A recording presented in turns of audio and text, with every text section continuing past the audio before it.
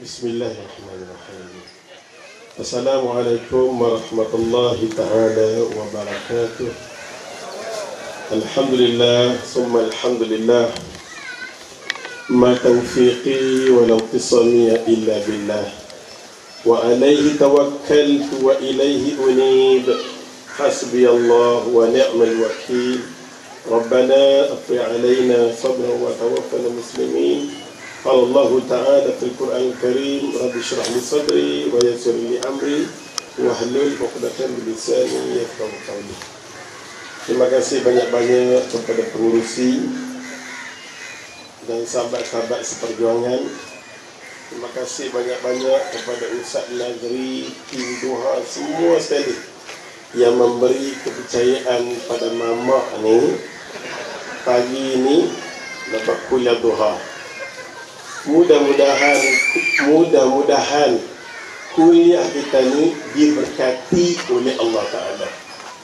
Kalau satu benda yang kita buat Allah tak mau berkat kita, Allah tak mau bagi hidayah dekat kita, Allah tak mau bagi petunjuk dekat kita, kita tak duduk di bawah rahmat dia. Walaupun kita dah buat setahun dah program ni, tidak duduk di bawah rahmat Allah, tidak duduk di bawah dorongan Allah Ta'ala, kita takkan berjaya bawa manusia kenal Allah Ta'ala.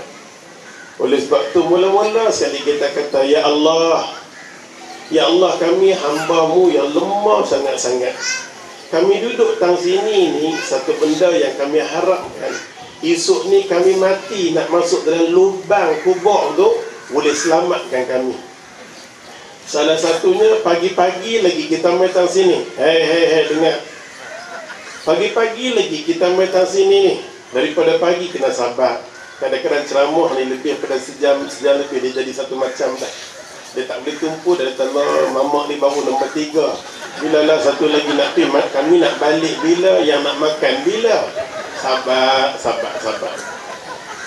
Oleh sebab tu, ya Allah Tuhan, kita main tang sini ni, pagi-pagi ni ditakdirkan ya Allah kita mati. Hari ni satu amalan kubur kita, dan kita bawa dan pergi ke kubur. Apa dia? Amalan kita duduk dengar ceramah ni. Hei. Amalan kita duduk sejam lebih ni. Amalan ni kita nak bawa di kubur kita, nak bagi seronok kubur kita. Pasal tu lagi lama kita duduk, kita fikir tentang dosa kita. Sabar. Aku ni kan hari ni rasa pening. Hei. Lagi lama kita duduk di sini, kita fikir tentang dosa kita yang banyak sangat. Dosa kita banyak sangat, celik mata ni, ya Allah, sampai kita tidur balik kita tanya setiap hari apa benda yang kita buat nak tolong kubur kita. Tapi bila mana JKK kawasan ni buat nak panggil anak tarikh dia, sekurangnya seminggu sekali, apa salahnya hamba tang sini? Dengan kerja tak ada apa salahnya hamba tang sini? Pergi panggil surau tak mau mai, panggil dalam masjid tak mau mai, di luar ni tak mau mai, tak mana lagi anak pi ni, tak mana lagi anak pi. Pasal satu masa nanti Quran kata wa ilaihi turja'un. Satu masa nanti anak pi macam mana pun, hang nanti mati, hang nanti mai dekat aku. Tuhan kata hang nanti mai dekat aku. Bila kita mai dekat Tuhan tanya dekat kita, ma qaddamat lighad. Quran kata apa? Allah bagi tahu kat kita, ma qaddamat lighad. Apa benda yang hendak usung, hendak bermain kat aku, hendak cerita benda yang baik untuk hendak dapat syurga aku. Apa benda? Aku Tuhan, walaupun celik mata pagi-pagi, hang tak semayang subuh, hang tak baca Quran, hang tak bisa dengar agama aku, hang tak jadi orang baik, aku bagi hang bernafas, aku bagi rezeki, macam-macam aku bagi kat hang. Walaupun hang buruk sangka dengan aku bagi yang terbaik untuk hang. Allahu Akbar. Ini sifat Allah Ta'ala, ya Allah. Pasal tu kita main tang sini ni, satu amalan hari ni, duduk sejam setengah agak-agak, benda ni nak tolong kubur kita. Ada faham ke cakap? Alhamdulillah. Kira boleh faham sikit pun jadilah. Kalau tak faham banyak pun, sikit pun okey lah. Enggak? Yang keduanya, Nabi SAW, Nabi himpun sahabat dia. Bila Nabi himpun sahabat dia, Nabi kata kat sahabat dia, wallahi Nabi kata di dunia ni ada taman syurga. Nabi kata kat kita taman syurga. Di dunia ni kita tengok Nabi kata ada taman syurga. Sahabat Nabi radhiyallahu anhum tanya, "Ya Rasulullah, adakah di dunia ni kita ada taman syurga?" Ya Rasulullah, "Ya, ada. Sebelum nak pergi syurga, nanti di sini ada syurga. Hang kena gila betul-betul syurga yang ada dekat dunia ni, baru Tuhan nak bagi dekat hang." Sahabat tanya, "Tak mana syurga tu? Tak mana syurga?" Nabi kata tu kuliah-kuliah ilmu, orang duk mengaji, orang buat kelas-kelas kuliah dalam masjid, dalam surau, benda yang baik. Hang duduk di situ, hang duduk di taman-taman syurga Allah Ta'ala. Kadang-kadang kita ni faham, bila mana kita sampai di Mekah, kita target nak pergi Madinah. Pasal apa? Pasal kita nak pergi semayang dekat Raudhah. Malam-malam dia dah tutup dah pukul 10, 11 tu, 11 dah tutup dah. Betul ke? Tengok kira nak main hangguk kira okey lah. Pukul 11 dah tutup dah. Kita balik di hotel, nyong kita balik. Bila kita sampai di hotel, kita mandi awal. Pasal apa? Nak terjun turun awal daripada hotel, duduk di pintu Masjid Nabi, duduk di pintu. Pasal apa? Nanti buka pukul 3, kita nak lompat terjun beg. Buka kita terlepas pergi. Ya Allah Tuhan nak semayang dekat Raudhah. Balik di Malaysia kita kata, aku seronok lah dapat 3 kali Raudhah. Di sana di Pulun, ya Allah nak semayang nak duduk di taman syurga Raudhah, nak dapat pahala tu. Pasal malaikat turun daripada arasy Allah nak mendengar doa kita. Nak dengar doa kita. Malaikat yang sama juga di Mekah, di Madinah, dia boleh semayang dekat Raudhah pasal nak dapat pahala tu. Di sini kita boleh dapat Raudhah tiap hari bila mana kuliah ada. Sayang dah, dia fahamkan tang situ sudah malaikat terjun turun, tang sini tak turun-turun. Ni semua pasal apa? Inilah sudut ilmu nama dia. Inilah sudut ilmu. Sebelum nak cakap masalah daulah Islam, sebelum nak cakap masalah negara Islam, sebelum kita nak cakap masalah Putrajaya bolehkah dijadikan Islam, benda tu satu tajuk yang besar sangat-sangat. Ada faham? Ya Allah. Pasal tu sebelum nak bagi faham masalah negara Islam, bagi faham dulu apa dia? Pasal Quran terjun turun main berdebu. Yang kata Quran mula-mula sekali, ayat yang mula-mula sekali main kat kita, Iqra bismi rabbikal ladzi khalaq. Ayat yang mula-mula sekali main Allah bagi tahu kat kita, Iqra, baca Muhammad. Muhammad, bacalah dengan nama Tuhanmu yang menjadikan kamu Muhammad. Dengan arti kata ayat yang pertama sekali, Allah Subhanahu Wa Taala mau kita belajar, ambil tahu, selok belok tentang agama kita. Baru kita tahu macam mana cara nak semayang, macam mana cara nak yang tu. Yang ni kalau kita tak belajar, kita bimbang. Bimbang apa? Rajin ibadat. Semayang Jumaat ramai dah? Ramai. Orang pergi Mekah setiap tahun ramai. Ramai orang bayar zakat, orang buat orang puasa pada bulan Ramadan, juta di kalangan umat Islam. Kalau ke semua orang yang berpuasa juta tadi ni, yang dia puasa, kalau dia boleh faham agama Allah, dah tertegak dah agama Allah Ta'ala, Putrajaya boleh jadi negara Islam dah. Masalah hari ini kita pasal apa? Masalah dia rajin ibadat, tapi dalam masa yang sama dia tak ada ilmu. Dia rajin ibadat, kita bimbang dengan orang yang rajin ibadat. Kita bimbang dengan orang yang rajin semayang Jumaat. Kita bimbang dengan orang yang rajin berpuasa. Kita bimbang dengan orang yang rajin macam-macam ibadat yang buat. Dalam masa yang sama, dia ada satu sikap yang Allah tak boleh terima Allah Ta'ala.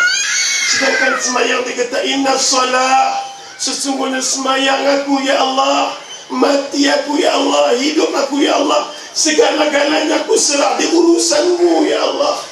Tuhan, aku datang daripadamu Tuhan, aku sujud padamu Tuhan, aku rukuk padamu Tuhan, rezeki datang daripadamu Tuhan. Kadang-kadang Allah Subhanahu Wa Ta'ala tanya dekat kita, afa hukmul jahiliyati yabghun, apakah hukum hakam jahiliyah Tuhan lebih yakin daripada aku?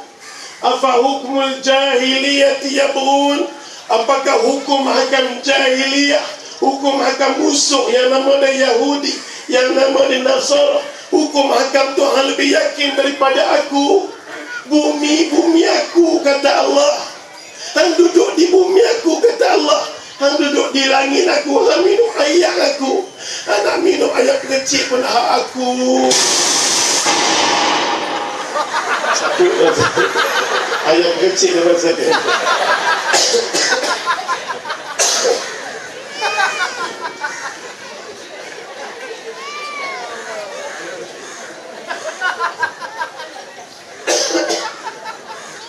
Pasal tu ya Allah Tuhan, pasal tu kita bimbang dengan orang pemak. Nabi sendiri bimbang dengan orang yang rajin ibadat.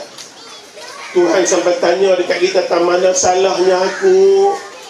Zalikal kitab, kita buka Quran, hey. Kita buka Quran 30 juzuk mula-mula sekali. Allah kata zalikal kitab la raiba fi. Aku turun Quran ni tak ada benda yang pelik. Jangan ragu dengan aku. Aku Tuhan hang. Aku yang menciptakan hang, aku yang menentukan. Hang hidup dengan udara aku. Hang hidup dengan nafas aku. Pasal hang buruk sangka dengan aku. Pasal hang tak boleh terima hukum mahkamahku.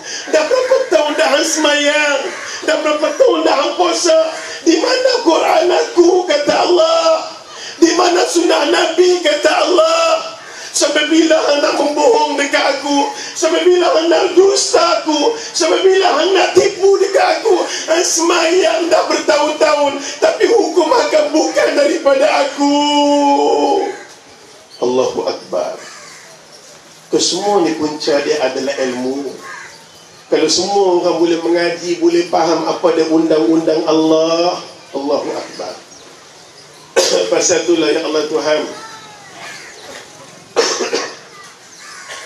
pasal tu perlu kita kembali pada Allah. Kesemua tajuk nak cakap ni memang besar sangat-sangat.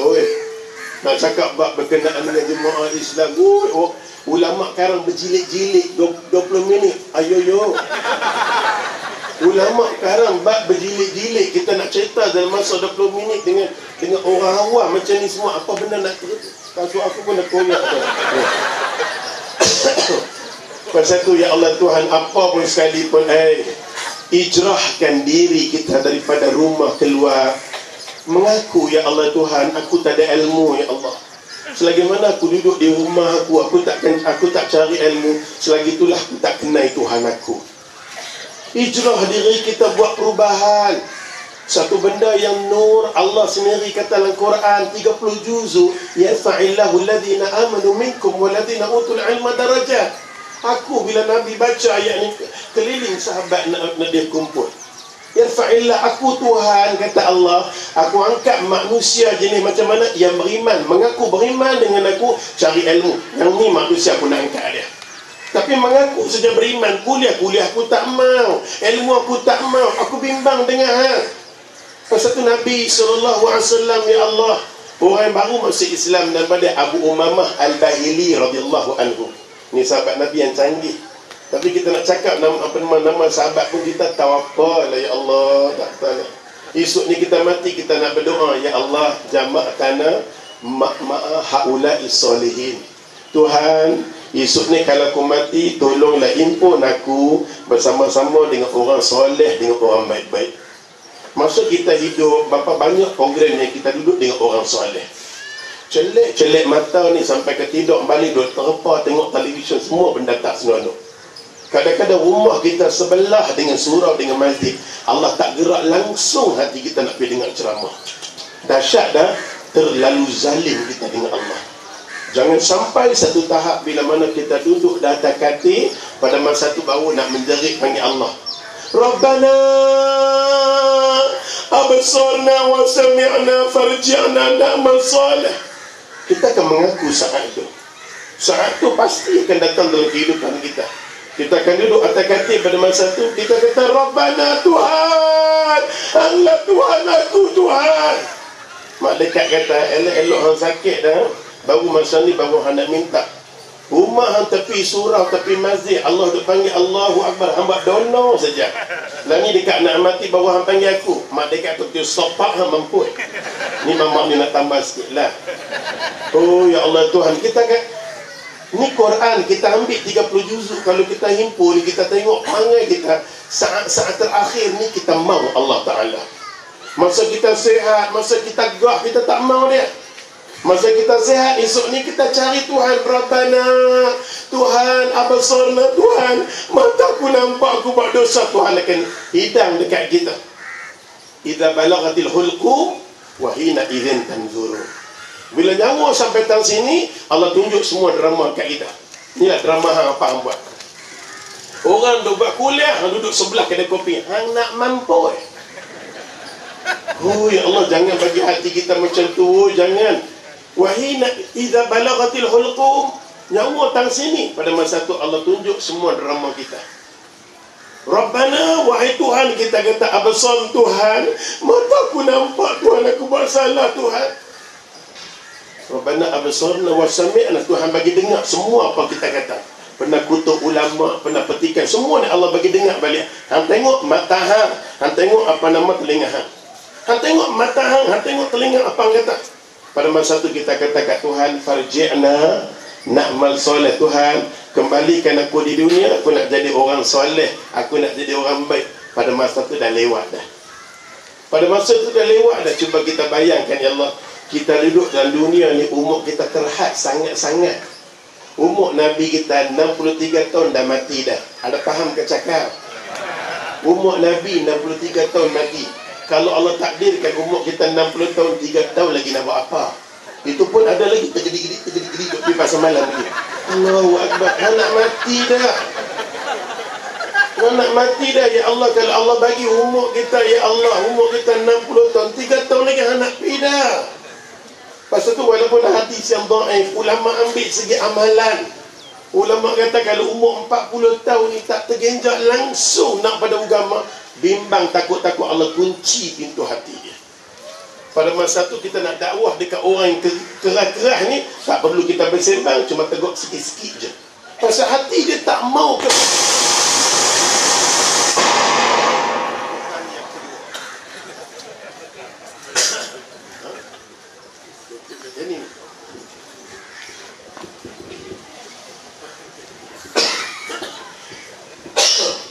Nampaknya Ustaz ambil masa sikit je. Ustaz pun tak boleh nak ni sangat. Ambil ringkas je. Ambil puteri. Saat ni kalau habis ni, saat ni penceramah, tak ada ceramah. Ambil sikit je, okey. Hai. Hai. Jenis mamak ni apa faham lah. Bagi 25 minit, kedai mamak 24 jam. Boleh.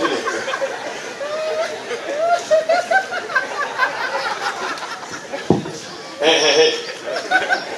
Walaupun kita gelak, kita sembang yang tu yang ni semua, apa pun kita harap Allah redha kita. Yang tu yang kita mahu. Pasal kita tak mau jadi perhimpunan kita ni macam perhimpunan Abdullah bin Ubay As-Sahlul Al-Bahlul. Tak mau macam tu. Pasal dia boleh tengok, dia tengok Nabi, dia tengok kuliah Nabi, boleh sembahyang Nabi, semua program Nabi, tak pernah dia tak hadir. Yang kata Abdullah bin Ubay. Tapi Allah tak pernah bagi dekat dia hidayah, bertunjuk, rahmat Allah tak pernah duduk di bawah dia. Sebaliknya, orang yang datang di kuliah, Allah bagi peluang dengar kuliah, dengar ceramah, baca Quran, tapi hati tak mau pada Allah, takut-takut dia akan jadi munafik. Ini Allah cerita macam siapa? Macam Abdullah bin Ubay. Bila lepas kita kuliah, dia keluar nyon dia keluar. Mamak tu punya ceramah, kata ke orang, oi, nampak kata kat aku pagi ni berdosa mbak. Apa kata lah. Ustaz nak masuk tajuk Ustaz pasal memang tajuk ni dia pasal buat.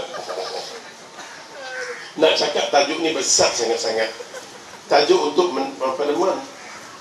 menegak kewajipan kita semua ni, wajib nak tegakkan dengan arti kata hukum hakam Allah dengan tepat macam tu senang. Bila sebut negara Islam, orang cakap macam-macam. Susah nak bagi faham dekat orang negara kebajikan, negara Islam. Kadang-kadang dia dapat istilah ni, dia mengkhianati Allah Subhanahu Wa. Kadang-kadang ni lah bangsa kita baik. Hei. Nabi kita Muhammad SAW cerita 5 minit dah habis. Sabar saat hampa kutuk aku, hampa kata lebih kurang berdosa hampa. Lagi lama hampa duduk lagi bagus. Hampa nak pergi mana lepas ni cuti? Nak pergi mana? sekejap lagi kat ni. Boleh. Bukan yang jahat memang baik. Okey. Okey, tak mau ambil masa yang tu. Dengar sini. Islam mai di Mekah, betul tak? Senang-senang, bahasa yang senang-senang. Kan? Islam ni mai di Mekah. Bila mai di Mekah, orang dapat Islam tak boleh datangkan Rasulullah SAW. Betul tak? Bagus, faham tadi. Bila Islam mai di Mekah, Nabi dapat agama. Orang yang bersama-sama dengan Nabi semua di Mekah kena tekan. Nabi duduk di Mekah, adik-beradik dia semua, ya Allah, adik-beradik dia satu keturunan, satu bangsa dengan Rasulullah SAW. Bila orang dekat dengan Nabi, dia tekan. Tak benarkan Nabi semayang, tak benarkan Nabi ceramah, tak benar apa pun Nabi tak boleh buat. Bangsa sendiri, keturunan sendiri sekat Rasulullah. Nabi tak boleh buat apa-apa. Sampai datang arahan daripada Allah Ta'ala, Muhammad, aku bagi dekat hang agama Muhammad. Untuk agama tu diterbit guna, dipakai guna. Aku tak mau agama aku dibaca saja Muhammad, agama yang aku bagi ke hang kalau tak boleh pakai, keluar daripada bumi Mekah Muhammad. Allah Subhanahu Wa Ta'ala ajak Nabi, agama yang aku bagi ke hang tak boleh guna, keluar daripada bumi Mekah. Tapi Nabi bila mana arahan datang daripada Allah, Nabi tak mau keluar. Bukan Nabi ingkar, Nabi tolak sahabat-sahabat dia. Hampa pergi dulu. Termasuk sebagai contoh, kita tengok muslimat yang dekat sini. Hampa dengar cerita berkenaan dengan Hindun binti Muawiyah. Dia bukan perempuan leke-leke, tak perempuan first class. First classnya perempuan ni masuk Islam. Dia lari dekat Nabi. Dia bukan perempuan yang jual, bukan perempuan yang calon-calon orang. Dia mai kat Nabi, dia kata, ya Rasulullah, aku nak duduk dengan hang, aku mau agama ni. Nabi kata, kalau hang mau agama ni sekalipun, aku tak boleh tolong hang. Aku tak boleh bagi keselamatan dekat hang. Aku tak boleh bagi apa-apa. Hindun, keluarlah daripada bumi Mekah, Hindun. Hindun binti Muawiyah kata, ya Rasulullah, aku tak mau nak duduk di sisimu. Biar aku dicincang, dibunuh, dibuat apa sekalipun, aku tetap nak duduk denganmu, ya Rasulullah. Nabi kata, pilih Hindun. Maka Nabi pun Nabi suruh Ja'far bin Abi Talib bawa rombongan pergi di mana? Dia menyonyong hijrah yang pertama sekali di bumi Ethiopia. You understand Ethiopia? Bumi Habsyah. Bobi nyonyong sahabat sampai kat sana. Hey. Bila sampai di sana, ya Allah Tuhan, negeri Ethiopia tu, Perdana Menteri dia, timbalan dia semua kapiak Kristian. Ada faham Kristian? Negeri tu negeri kapiak Kristian. Bila mana sahabat Nabi radhiyallahu anhum sampai, pemimpin dia sambut baik, mah. Sampai sahabat Nabi radhiyallahu anhum cerita kat Nabi, ya Rasulullah, bila kami sampai kat sana seronoklah. Kami boleh semayang. Tanpa dipukul, tanpa disiksa. Kami boleh semayang. Kami boleh puasa. Kami boleh ceramah. Kami boleh ceramah di padang tanpa permit, ya Rasulullah. Ini cerita benar, oi. Depa balik, depa cerita dekat Nabi. Persoalannya kita tanya dekat diri kita hari ini, bumi mana yang tersebarnya agama Allah? Islam turun di Mekah, tapi tidak berkembangnya agama di Mekah. Tidak turunnya di Mekah, turun di Mekah, tapi Islam tak berkembang di Mekah. Satu keturunan, satu bangsa dengan Nabi, satu puak dengan Nabi. Kalau ikut Islam mudah bergerak di Mekah, namun Allah takdirkan bukan di situ tempatnya. Rupa-rupanya berkembang Islam di mana?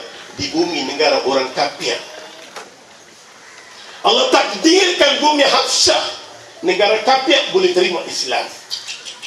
Sampai sahabat Nabi radhiyallahu anhum campur daripada Perdana Menteri dia sampai menteri-menteri dia.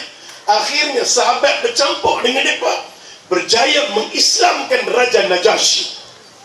Allahu Akbar. Berjaya mengislamkan Raja Najasyi.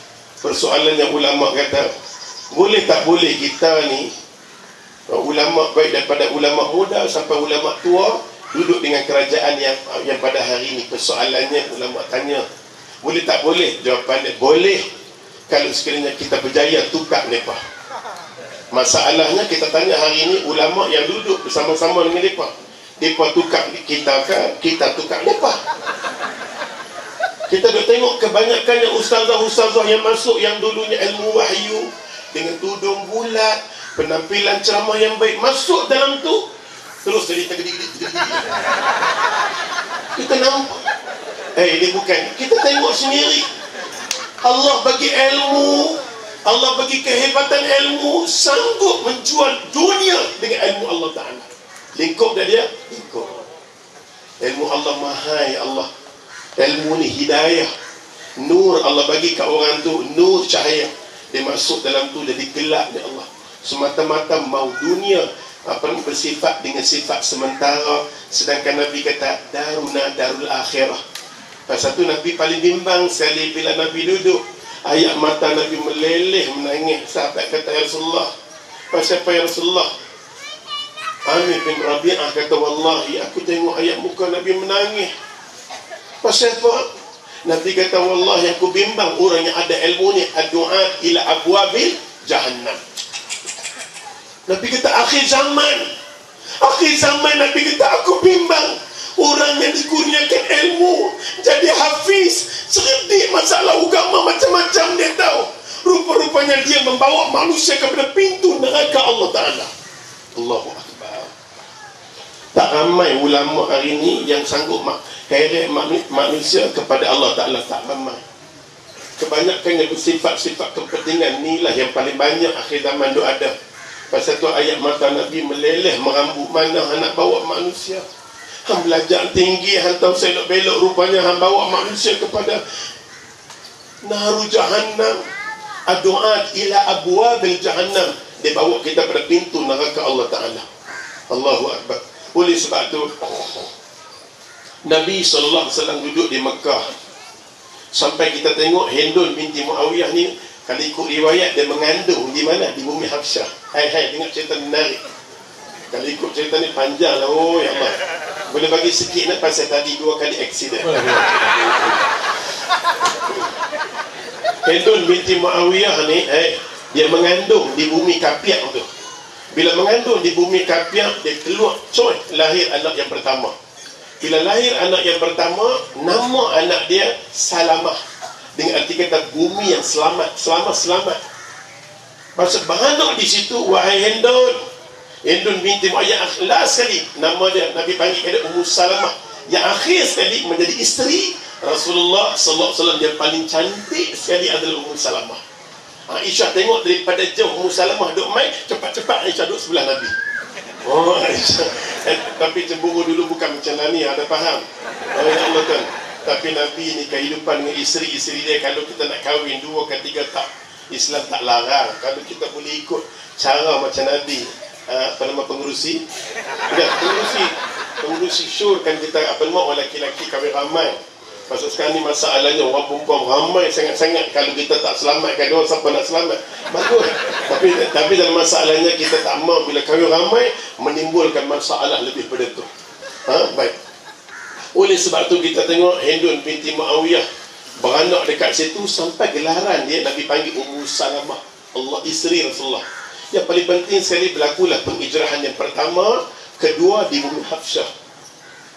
Allah Subhanahu Wa Taala nak ajak dekat kita satu benda. Nabi duduk di Mekah. Orang Mekah tahu Nabi baik, Nabi Al-Amin, Nabi baik, Nabi macam tu. Semua orang tahu.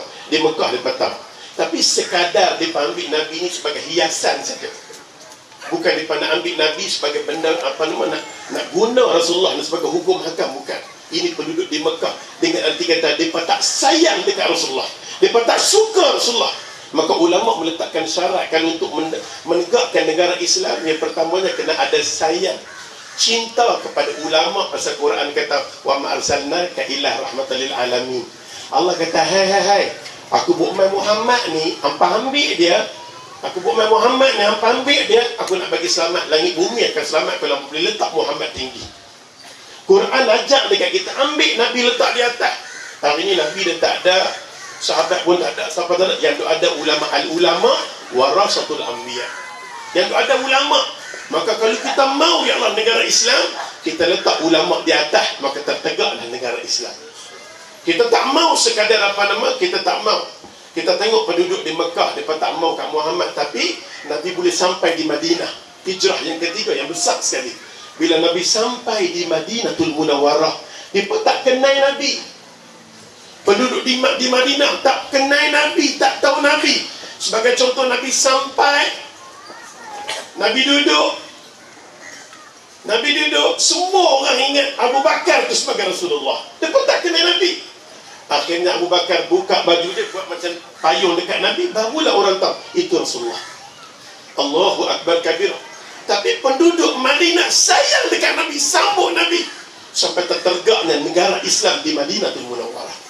Allah Subhanahu Wa Taala kata, kalau kita sayang dekat ulama, kita jangan izinkan ulama setakat buat forum macam ni, tajuk besar-besar. Nak pergi ke mana tajuk ni? Forum kita buat kembalilah kepada Islam. Forum ni perlu dibuat di Dewan Parlimen. Pengurusi mereka yang nak menentu ni kita. Mereka nak heret kita pasal tu. Nabi kata agama rakyat adalah agama atas. Tengok kalau orang atas tak senonoh, itulah agama rakyat. Nak tengok macam mana rakyat dia tengok orang atas. Pasal tu kita kena letakkan, ya Allah, orang yang jenis agama di atas. Kita selamat. Rahmat duduk di bawah aku. Selagi mana kita tak letakkan orang soleh, orang baik-baiknya di atas, selagi itulah kita tak duduk di payung rahmat Allah Ta'ala. Allah jauh kita dari rahmat dia. Kita makan buah anggur sihat, tiba-tiba dari penyakit. Pasal tidak datang rahmat. Semua walaupun kita tengok makanan itu elok, sihat, tak pasal-pasal kena kanser. Kita kena duduk di bawah rahmat Allah Ta'ala. Macam contohnya kerajaan Umar bin Abdul Aziz. Rakyat dia tak ada, miskin ya Tuhan.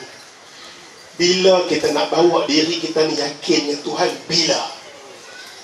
Oleh sebab tu kalau ada perubahan yang besar bulan 3 lah perubahan yang besar. Boleh tak? InsyaAllah. Kita cuba letak ulama, yakin. Jangan sekadar ulama kita letak atas mimbar khutbah. Kita ulama cembah, arak adalah haram. Hang cakap macam mana pun atas mimbar khutbah. Hang buat buku macam mana pun tak boleh buat apa-apa. Pasal ulama tak ada kuasa. Ada faham tu? Cuba kita tanya diri kita sikit je. Arak ni ibu maksiat, betul tak? Allah Subhanahu Wa Taala suruh kita serang, hapuskan dia. Dan Nabi sebutlah hadis dia, 12 golongan ni tak dapat hidayah rahmat Allah. Yamkutullah, Allah murka 12 golongan ni yang sentuh dengan arak. Cuba kita tanya diri kita, anak kita yang kerja di 7-Eleven, anak kita kerja di 7-Eleven, tanya kepada tutup guru kita, mufti kita soalan, anak saya kerja di 7-Eleven, di dalam tu ada jual arak, anak saya jual beli arak. Apa hukum dia? Pendapatan anak kita haram, dan anak kita duduk di kategori Allah murka anak kita untuk selama-lamanya selagi mana duduk di situ. Siapa nak selamat anak kita? Yang nak selamatkan anak kita adalah hukum hakam Allah sajalah yang akan selamat bab ni. Kita tak pernah serius untuk cegah arak, ya Allah. Yang kita nak bagi tahu seluruh, jangan merokok, kanser, merokok. Sedangkan arak adalah ibu maksiat yang pertama. Ya Allah sendiri